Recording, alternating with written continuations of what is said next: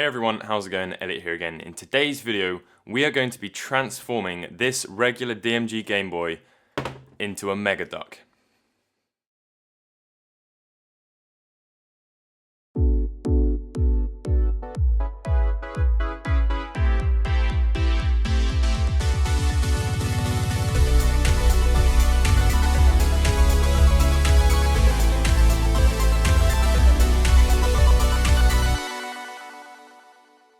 So I've been following this guy, Bluish Squirrel, for a while on Instagram. He actually made a custom Game Boy Color shell for me a little while ago. And I've been really excited about some of the stuff that's come out. Look, he's even made like a shell for the, I don't know how you say it, Gaboos Picasso or Picasso, or it just messaged me. Basically what he does is he prints onto Game Boy shells. He also prints Game Boy lenses, and he does incredible work, and the stuff that he prints is super high quality. So first things first, you should definitely go over and follow him on Instagram, because his Instagram page is incredible. He even made like a little Nintendo Switch Game Boy Micro, and because it's like really high quality prints, the stuff is essentially the same quality as the prints that we're used to seeing on the Game Boys. So you guys know that I'm a massive fan of the Mega Duck, and a little while ago I messaged him saying, please can you make me a custom Mega Duck Game Boy shell? So printing a Game Boy shell with the Mega Duck graphics and everything like that. And obviously the Game Boy lens looks nothing like this, so that was a huge part of it as well. And well, today I also picked up this faulty DMG Game Boy. It has a couple of lines on the screen, so I thought what we'd do is fix that and put it into this new Mega Duck shell. Today my parcel arrived, and my god, is this a absolute box of amazing things. So first things first, here's some coffee and tea mats that he's made, and then obviously you can see the Mega Duck case here, shell. Here's his little pins, which are really cute. One of his is his logo, and the other one's like a little DMG Game Boy with a little smiley face on there, so that's really awesome. He even sent me the Pokemon Center Game Boy Pocket shell that I said I really liked, which means a lot to me, because I told him that I loved it, and I asked him how to buy it from him, and he's actually just gone ahead and sent it to me. So dude, honestly, a huge thank you. Here's a custom kind of clear one that he printed with loads of little graphics on there, and these aren't coming off. You know, if you scratch this with your nail, they're not coming off. It's super high quality.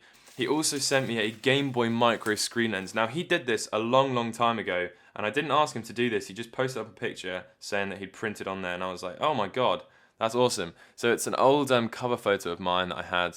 It's got my light box, which says the retro future, and then it's got my face on it, just looking at the sign. So really cool that he printed that. And then, oh my god, here are the Mega Duck ones, and they're made of glass. I was not expecting that at all, but that is just going to bump the quality of this thing up tenfold. So this is actually completely custom, guys. This text is something that he's custom done for us. That is absolutely incredible. He's put the battery indicator over there, because obviously it was down here. So you can see he's put quite a lot of work in himself. Contrast, volume, and high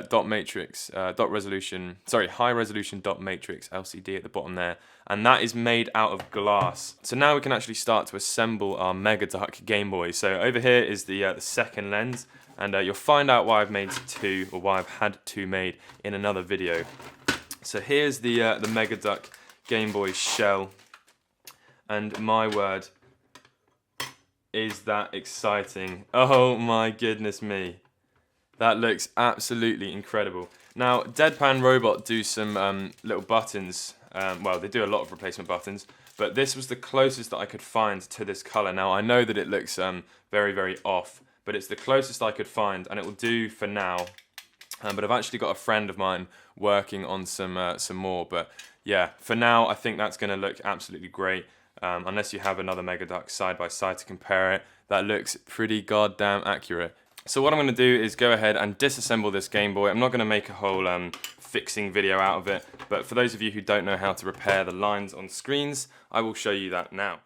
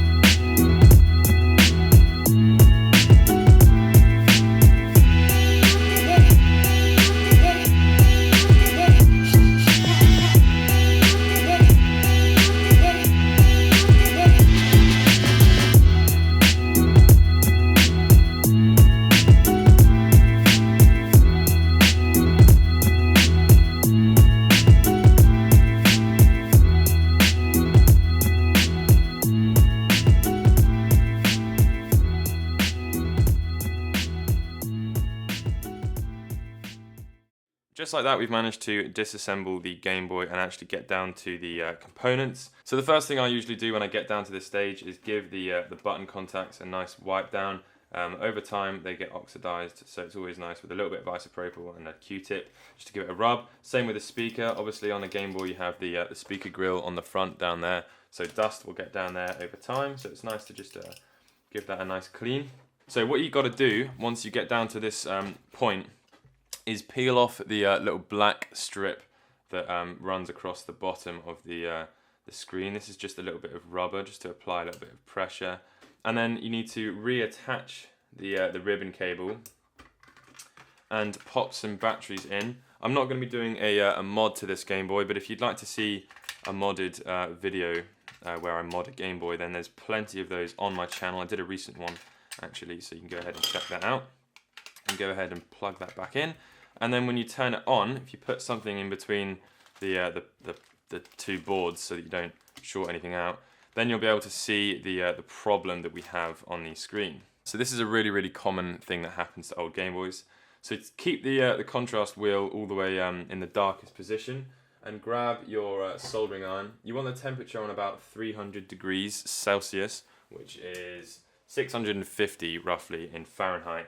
And you just want to hover the soldering iron over the top of the ribbon cable, and what will happen is you'll slowly see the lines reappear. But you need to be really, really careful when you do this, because also you don't want solder on the the soldering iron as you do this, which I actually have got.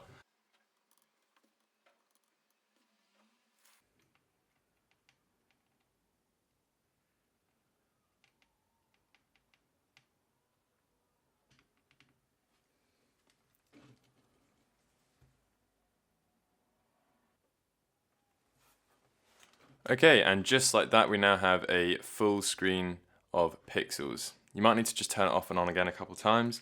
Make sure that the lines have actually disappeared. You can see that one still kind of slightly appeared again, but it's not too bad, and I can just go over that and do that once more time. So I'm going to skip to when they're all back and we'll reassemble.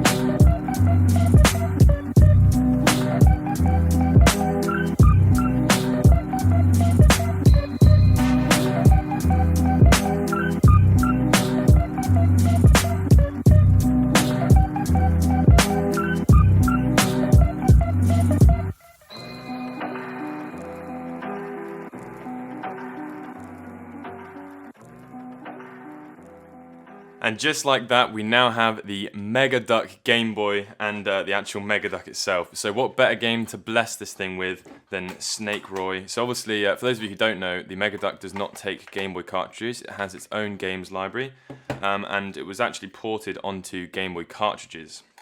So we can go ahead and pop that inside of our Mega Boy, Game Boy, Duck Boy, whatever we're going to call it, and turn both of them on.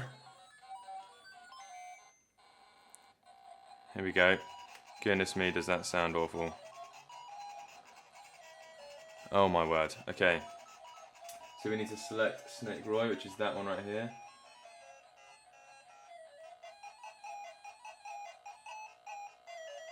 Okay. Boom. Look at that. Mega Duck, Snake Roy, and Game Boy Mega Duck, Snake Roy. Oh my goodness me, guys. How exciting is that?